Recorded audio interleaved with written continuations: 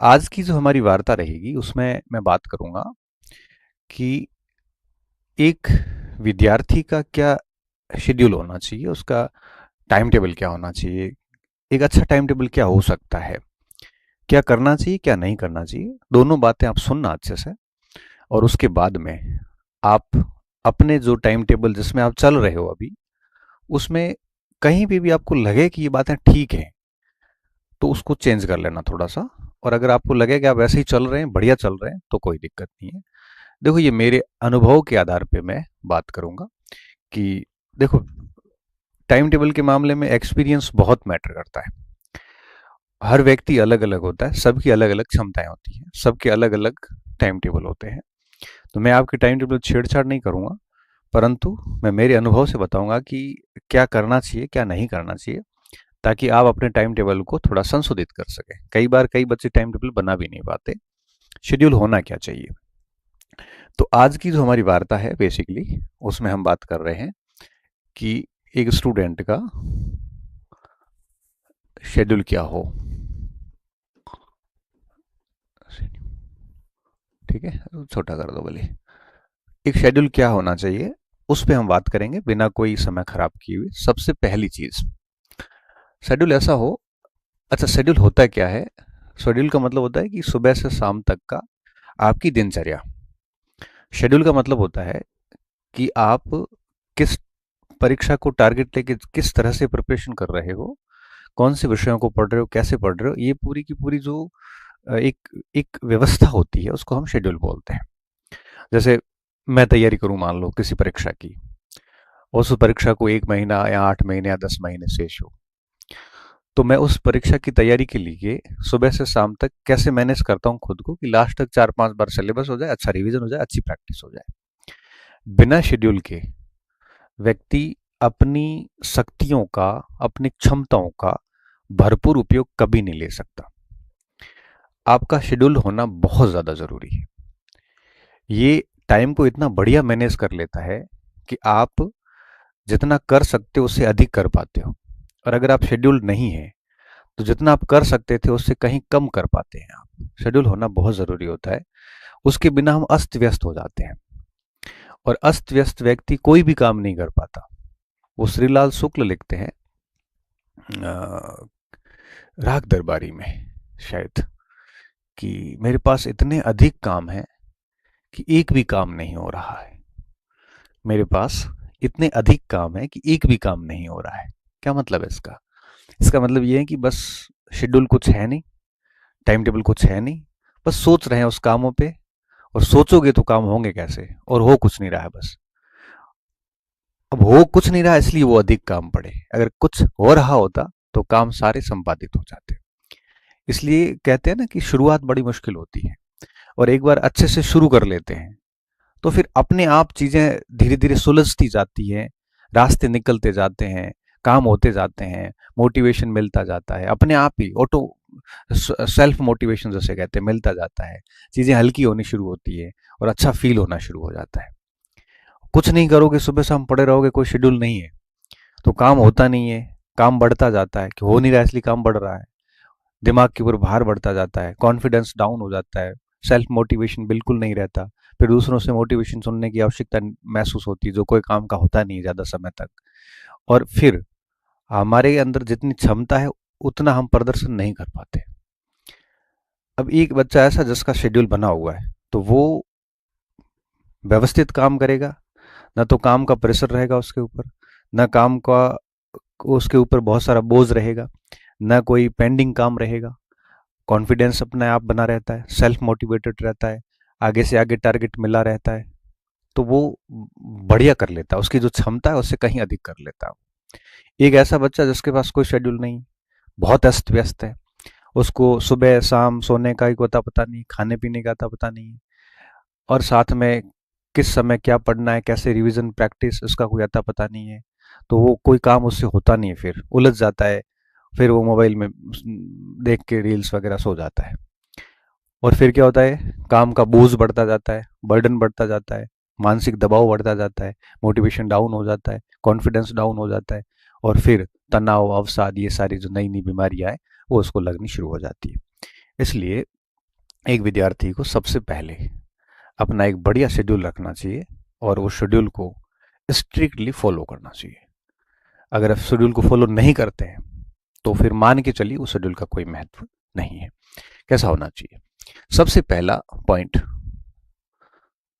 Schedule ऐसा हो जो स्वतंत्र हो, ऐसा बंधनकारी नहीं हो। कैसा होना चाहिए? स्वतंत्र शेड्यूल होना चाहिए, बंधन वाला नहीं हो। जैसे मैं उदाहरण देके समझाता हूँ। कई बच्चे क्या करते हैं, पेज के पीछे की साइड लिख लेते हैं 4 बजे 6 बजे उठना, 7 बजे तक ये करना, 9 बजे तक ये पढ़ना, 9:30 बजे ये करना, 11 बजे ये करना। ऐसा शेड्यूल बंधन कहलाता है। ऐसा टाइम टेबल कभी मत बनाना। क्यों? क्योंकि इस प्रकार के टाइम टेबल से आप चैन की तरफ बंध जाते हैं, फिर इसमें से एक भी कड़ी छूटती है। जैसे मान लो 6 बजे उठने का शेड्यूल बनाया आपने और आप उठ गए 7 बजे, फिर आपका मन ही नहीं होगा, पूरा दिन शेड्यूल बिगड़ गया और पूरे दिन पढ़ाई नहीं होगी। फिर आप कहोगे अब इसको कल से लागू करेंगे, कल कभी आता नहीं है। ऐसे बंधन वाले शेड्यूल में एक भी कड़ी मिस हो गई तो पूरा दिन गया आपका। दिन जाने का मतलब होता है 10 घंटे जाना। 10 घंटे का क्या मतलब होता है? अच्छी तैयारी वाला बच्चा 10 घंटे में एक छोटा मोटा सेगमेंट रिवीजन कर लेता है, वो आपने बिगाड़ दिया। मैं हमेशा से इसके खिलाफ रहा हूं और मेरा जो अनुभव है वो ये कहता है, ऐसे बंधन भरे शेड्यूल को कोई भी बच्चा कभी भी स्ट्रिक्टली इम्प्लीमेंट, कठोरता से लागू नहीं कर सकता। कि सुबह 5 बजे उठना मतलब उठना, ऐसा नहीं होता। हम कोई मशीन थोड़ी है, हम मानव हैं। कभी कभार रात को नींद नहीं आई तो जरूर थोड़ी कि आप सुबह 6 बजे उठ पाओगे। 7 बजे ये करना, 7 से 9 इतिहास पढ़ना, 9 बजते कि आप इतिहास छोड़ दोगे क्या? आपका कोई पैराग्राफ बीच में रहा होगा तो 15 मिनट और पढ़ना पड़ेगा। तो इसलिए ऐसे शेड्यूल से बचे, बल्कि स्वतंत्र शेड्यूल बनाए। स्वतंत्र में क्या होता है, सेशन डाल दे, भाई मॉर्निंग सेशन में मुझे ये पढ़ना है बस। और मॉर्निंग सत्र आप 4 बजे शुरू करो या 5 बजे करो, 6 बजे करो, वो आपके ऊपर है। शेड्यूल व्यक्ति की सुलझाने के लिए होता है, उलझाने के लिए नहीं होता है। ये बंधन वाले शेड्यूल उलझाते हैं आपको। स्वतंत्र शेड्यूल जो होता है ना वो सुलझाते हैं, शेड्यूल सुलझाने के लिए होता है। तो 3 सेशन डाल दिए कि भाई जैसे मॉर्निंग सेशन हो गया, मिड डे सेशन हो गया और इवनिंग सेशन हो गया। अब ये 3 सेशन हो गए आपके। तो जैसे मान लो मॉर्निंग में कोई आपात काम आ गया और आप नहीं पढ़ पाए, कोई इश्यू नहीं, आप इवनिंग शेड्यूल फॉलो कर लो, मिड डे का कर लो, नाइट वाला शेड्यूल कर लो। तो एक शेड्यूल बिगड़ा, कम से कम 2 तो आपने पालन किए, 10 नहीं हुई तो कम से कम 6-7 घंटे तो पढ़े। बंधन वाले में तो कुछ नहीं होना। तो एक स्वतंत्र शेड्यूल बनाए जिसमें सेशन रखें आप, सुबह का सत्र, दिन का सत्र, रात का सत्र, जैसा भी आपको ठीक लगता है। 4 सत्र या 3 सत्र रख ले और फिर उसमें तय कर ले कि किस सत्र में क्या क्या पढ़ना है। जैसे कि सिलेबस का एटलीस्ट 70-80% हिस्सा आप साथ लेके चले। तो ऐसा शेड्यूल होगा ना तो थोड़ा अच्छा लगेगा। स्वतंत्र शेड्यूल में और क्या होता है, बंधनकारी में क्या होता है, बंधनकारी में आपने सप्ताह के 7 दिन ऐसे ठूस ठूस के भरा है कि सांस लेने का भी आपको समय नहीं है। और मैं बताऊं, एक व्यक्ति कभी भी सप्ताह के 7 दिन एक ही शेड्यूल में नहीं पढ़ सकता, उसको थोड़ा एंटरटेनमेंट भी चाहिए होता है। तो मैं क्या मानता हूं कि ऐसे शेड्यूल की बजाय आप अपनी हॉबी को भी थोड़ा टाइम दें। जैसे हॉबी क्या, किसी की स्केच बनाना हॉबी होती है, किसी के गीत सुनना होता है, किसी को कोई लिखना होता है। तो जैसे 15-20 मिनट फ्री बैठे थे तो वो काम भी कर सकते हो आप। या फिर किसी को गीत सुनना, आराम से गीत सुन लिए थोड़ी देर, या किसी को कोई मूवी देखने का शौक है तो 7 दिन में एक आधी कोई मोबाइल वगैरह पे जो मूवी देख ली। तो कुल मिला के इससे कोई डिस्टर्बेंस नहीं होता है। आप शेड्यूल को 6 दिन 7 दिन बढ़िया फॉलो कर रहे हैं, बीच में अगर आप आधा घंटा घंटा अगर अपनी हॉबी को देते हैं तो प्रोडक्टिविटी बढ़ती है, घटती नहीं है। तो जैसे थोड़ा बहुत हॉबी को टाइम दे दिया, आधा पौना घंटा। स्वतंत्र शेड्यूल में ये होता है, बंधन वाले शेड्यूल में कभी नहीं होता। बंधन वाले में तो आदमी सुबह से शाम तक ऐसा ठूस के भरता है कि भाई आदमी घुटन घुटन होने लगती है मुझे तो शेड्यूल से, कि भाई कैसे कर लेगा ये। और फिर क्या होता है कि वैसा वो फॉलो हो नहीं पाता, अधिकतम 2 दिन होता है, फिर वापस वही 5 दिन बिगड़ते हैं। इससे अच्छा है थोड़ा बहुत हॉबी का टाइम। तो मैं मेरी बात बताऊं, जब मेरा ऐसे रहता था, मैं मॉर्निंग, इवनिंग और नाइट का रहता था, ठीक है। कभी कभी नाइट में पढ़ लेता था, कभी कभी कभी जैसे 4-5 मिनट लगातार सुबह 3:30-4 बजे उठ जाता था। 3:30-4 बजे उठा, ब्रश व्रश किया, थोड़ा घूमा, फिर पढ़ने बैठ जाता था। तो जब ये 3-4 महीने ऐसे चला, फिर कभी कभार लगता था यार अब सुबह सोएंगे थोड़ा, तो कभी नाइट के सेशन शुरू कर दिए कि रात को पढ़ेंगे 3, 2:30, 3 बजे तक, फिर लेट उठेंगे। 2-3 महीने ऐसे कर लिया, फिर वापस सुबह का शुरू कर दिया। ऐसा मेरा चलता रहता था। मैं चलते चलते भी पढ़ता था, कई बार सोते भी पढ़ लेता था। कोशिश ये रहती थी कुर्सी पे बैठ के पढूं, बाकी पढ़ कहीं भी सकते हैं। और बीच बीच में हॉबी का क्या होता था, हॉबी मेरी जनरली ऐसे लिखना मुझे ठीक लगता है, और मुझे गाने वगैरह सुनना अच्छा लगता है, मारवाड़ी वगैरह ये सारे। तो ऐसा बीच में वो वीडियो गेम खेलना जो पहले आते थे वो, और ये सारी चीज़ें, मोबाइल्स गेम नहीं, वीडियो गेम आते हैं, 10, 20, 50 रुपए के आते थे, सांप वाले ऐसे आते थे, आजकल तो बंद ही हो गए। तो जैसे ही मैं थक जाता था तो 10-15 मिनट ये कर लेता था, और फिर आसपास याद आता था यार काफ़ी हो गया, अब थोड़ा पढ़ लेता हूँ। तो थोड़ा बहुत हॉबी को टाइम दो। इसके अलावा एक एक आध घंटा मुझे लगता है कि फिजिकल और मेंटल एक्टिविटी को देना ही चाहिए। मुझे ठीक से पता, मैं जयपुर था, दिल्ली भी था, हर दिन शाम को 6-7 बजे निकल ही जाता था बाहर, थोड़ा यूं ही घूम के 1-2 किलोमीटर घूम के आ जाता था। पास में कोई स्टेडियम वगैरह तो खेल के आ जाओ। क्योंकि ये फिजिकल एक्टिविटी जो होती है ना, वो व्यक्ति को मेंटली बहुत मजबूत करती है। फिजिकली तो करती है, मेंटली भी करती है। थोड़ा घूम के आने से, बाहर के वातावरण से थोड़ा सा रिफ्रेशमेंट होता है, आपकी उत्पादकता बढ़ जाती है। तो मुझे लगता है कि अगर आप दिन भर के अंदर जैसे 24 घंटे हैं, तो 24 घंटे में जैसे आपने 8-10 घंटे बढ़िया रेस्ट कर ली, है ना, जैसे 10 घंटे रेस्ट कर ली बढ़िया, 1-2 घंटे कोई काम कर लिए, तो 12 घंटे गए, पीछे 12 बचे। 12 में मान लो आपने 1-1.5 घंटा इसको दे दिया, फिजिकल एक्टिविटी और हॉबी को दे दिया, तब 10 घंटे भी बढ़िया पढ़ाई हो सकती है। और 10 घंटे भी अच्छी पढ़ाई होती है, क्वालिटी वाली, तो वो 20 घंटों जैसी है। इसलिए अब आपको कई बार, कई बच्चों को हंसी भी आ रही होगी कि सर इतना टाइम कहाँ मिलता है। देखो, टाइम सबके पास समान होता है, आप उलझे हुए इसलिए आपको इन चीज़ों के लिए टाइम नहीं मिलता। अगर आप सुलझे हुए होते तो दिक्कत नहीं है। अपना टाइम कहाँ जाता है, अपना टाइम मोबाइल में चला जाता है। क्योंकि हम, हमारा स्क्रीन टाइम है 5-6 घंटे। चलो जो ऑनलाइन क्लास देखते हैं उनको छोड़ो आप, अगर आपकी ऑनलाइन कोई क्लास नहीं है, फिर भी आपका अगर स्क्रीन टाइम के कई एप्लीकेशन है आपके मोबाइल में, देखना कभी, मुझे लगता है 4 घंटे से सब ऊपर है, 4 से 7 के बीच में, कई कई तो 12-12 घंटे हैं। एक दिन एक बच्चे का कमेंट था कि सर क्लासेस दिन में 10-10 घंटे मोटिवेशन सुनता हूँ। हो गया, मैंने कहा तेरा काम तो पक्का। अब 4 से 7 घंटे अगर आपका स्क्रीन टाइम है, तो अब आप दो सोचो कि 10-12 घंटे काम, भाई सोना करना, छोटे मोटे काम वगैरह करो, ये तो 10-12 घंटे तो ये गए, पीछे 12 घंटे बचे पढ़ने के लिए। 12 में से आपने 5-6 घंटे यहाँ दे दिए, अब पीछे 5-6 बचे पढ़ने के लिए। 5 से वो वहां यूज करें या हॉबी को और इनको टाइम दें, पॉसिबल ही नहीं। तो इसके लिए एक सेक्रीफाइस करना पड़ेगा, त्याग करना पड़ेगा। वो त्याग सिर्फ और सिर्फ मोबाइल का होगा। अब मोबाइल की स्क्रीन टाइम आप घटा के लेस देन 1 आवर कर दो, 1 घंटे से कम मोबाइल का स्क्रीन टाइम कर दो। हाँ, क्लासेस वगैरह देखते हैं वो अलग इश्यू है, उसका टाइमिंग इस 1 घंटे में काउंट मत करो आप। उस 1 घंटे में आप रील्स देखना चाहते हो तो वो देख लो, 1 घंटे में कोई किसी का स्पीच सुनना चाहते हो तो वो सुन लो, एक आधे घंटे में आपको जो भी कुछ करना है मोबाइल में, 1 घंटे आप कर लो। ये बाउंडेड कर लो, स्ट्रिक्टली कर लो। तो 1 घंटे अगर मोबाइल को आप देते हो, अब देखो दूर तो नहीं हो सकते, सही बात तो बता रहा हूँ, मैं कुछ भी कह लूँ, मोबाइल से आप दूर नहीं जा सकते। और 1 घंटा अगर आप कर लोगे तो कोई दिक्कत वाली बात नहीं है। और इस तरह से सेट करो उसको। तो 1-आध घंटा आपने, जैसे सुबह या शाम के समय थोड़ा घूम के आ गए, कम से कम 30-30 एक मिनट आप घूम के आ गए, और 30 एक मिनट आपने हॉबी को टाइम दिया। 1 घंटा टाइम तो इन दोनों को दो ही दो आप। इससे मेंटली रिफ्रेशमेंट रहता है।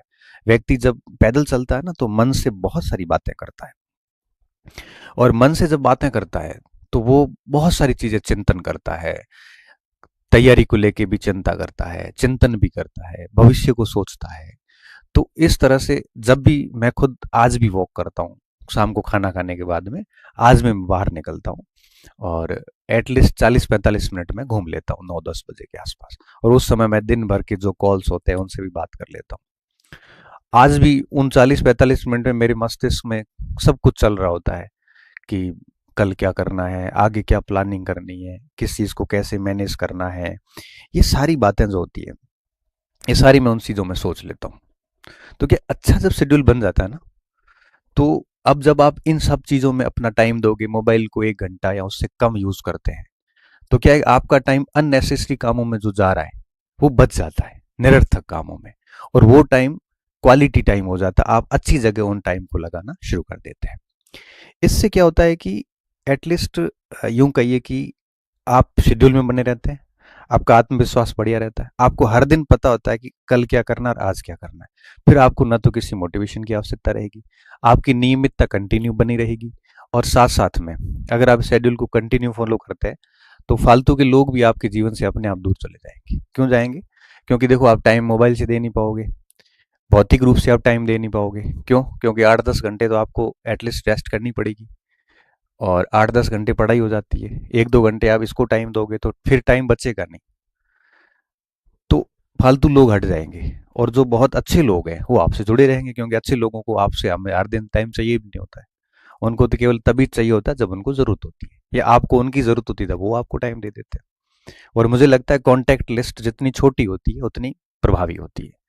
और ये बात आपको कब एहसास होगा? जब कभी आप संकट में आएंगे, उस दिन आपको पता चलेगा कि लंबी कॉन्टैक्ट लिस्ट के फायदे नहीं है। काम के समय कोई फ़ोन नहीं उठाएगा आपका, ना मैसेज का रिस्पॉन्स आएगा। बातें भली बड़ी बड़ी कर लें मोटी मोटी, लेकिन जब ज़रूरत पड़ेगी तब 2-4 लोग काम आने वाले। मुझे लगता है कि वो 2-4 लोग ही आपकी कॉन्टैक्ट लिस्ट में होने चाहिए, बाकी नाम हटा दो सारे। मस्त रहिए, जीवन सरल रखिए, कम लोग साथ में रखिए, अच्छे रखिए। तो मैं क्या आजमाता रहता हूँ इन चीज़ों को, मेरे पर आते रहते हैं संकट, तब मैं कई साथियों को आजमाता हूँ, कई औकात दिखा देते हैं, कई काम आ जाते हैं, काम आते हैं उनकी लिस्ट रखता हूँ, औकात वालों को हटा देता हूँ, ताकि फिर आगे भविष्य में ध्यान तो रखूँ, गलत फहमी में तो ना रहूँ कि मेरे साथ इतने बड़े बड़े लोग हैं। कोई नहीं होता, बहुत कम लोग आपके साथ होते हैं। तो कम से कम जब आप ऐसे शेड्यूल को फॉलो करोगे, तो निश्चित तौर पे आप ऐसे सारा फालतू लोग आपके जीवन से हट जाएंगे। फिर आपका ध्यान केवल पढ़ाई पे, आपकी हॉबी पे, थोड़ा बहुत मोबाइल पे, और अपने टारगेट को लेके रहेगा। फालतू चीजें अपने आप, ये प्रैक्टिस करना, एटलीस्ट 20-21 दिन कोशिश करना इसको फॉलो करने की, निश्चित तौर पे आप करोगे। अच्छा, इसको कहीं लिखने की जरूरत नहीं है, टाइम टेबल कहीं पर भी लिखने की जरूरत नहीं है, ये दिमाग में होना चाहिए बस। क्योंकि लिखे हुए टाइम टेबल काम नहीं करते, जो दिमाग में होते हैं, दिल में होते हैं ना, वो टाइम टेबल अक्सर काम करते हैं। जैसे मुझे इस समय ये करना है, ये करना है, वो करना है, आपको पता होना चाहिए आपका। जैसे अब मैं मेरी बात बताता हूँ, मेरा कोई टाइम टेबल लिखा हुआ नहीं है, शेड्यूल लिखा हुआ नहीं, आज तक नहीं लिखा मैंने। पहले लिखता था कॉलेज लाइफ में, ये बंधन वाले लिखता था। अभी मैं बताऊं, सुबह 5:30-6 बजे उठ गया, मुझे पता है, मुझे मेरी अपने आप नींद खुल जाती है।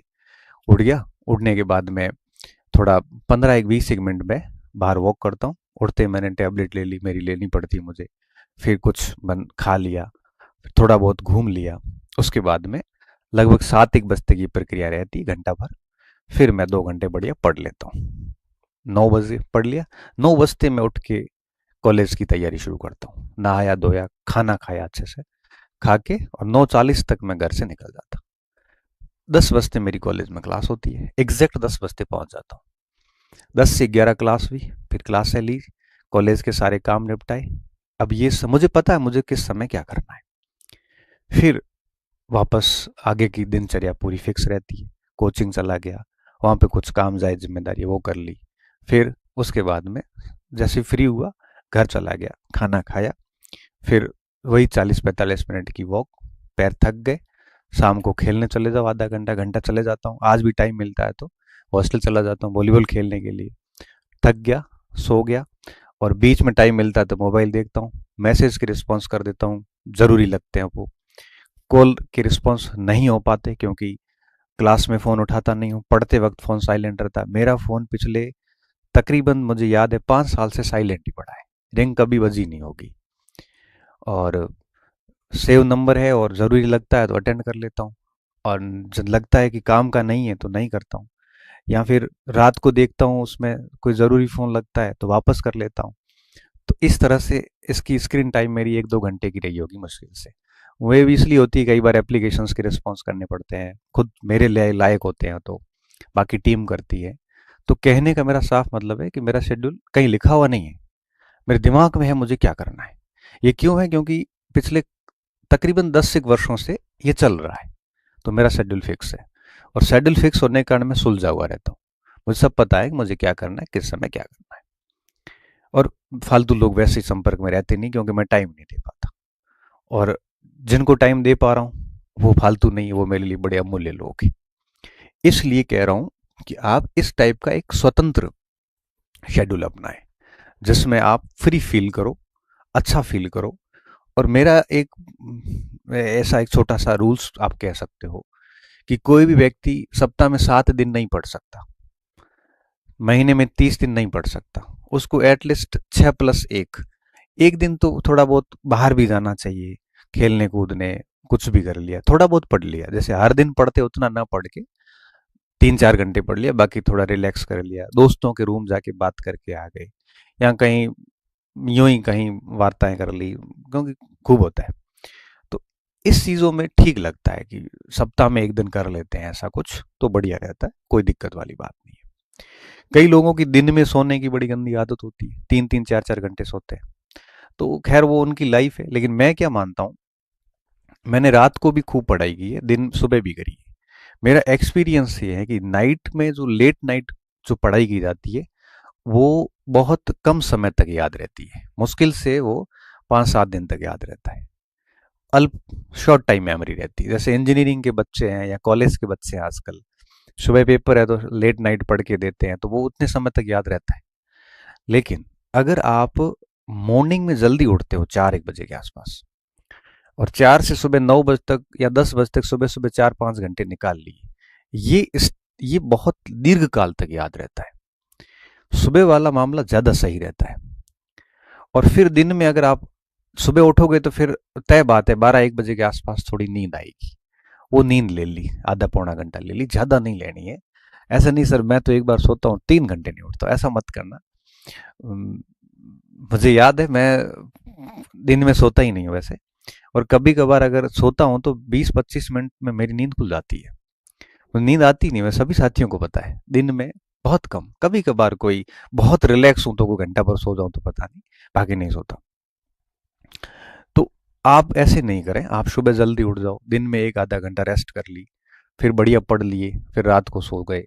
तो ऐसे करो। कुछ बच्चे होते हैं जो रात को पढ़ते हैं दिन में सोते हैं, फिर वो अपना देख लेना। मैं मेरा कह रहा हूँ कि हो सकता है कि आपको उसमें ठीक लगे, तो इस तरह से यूज करो तो बढ़िया है।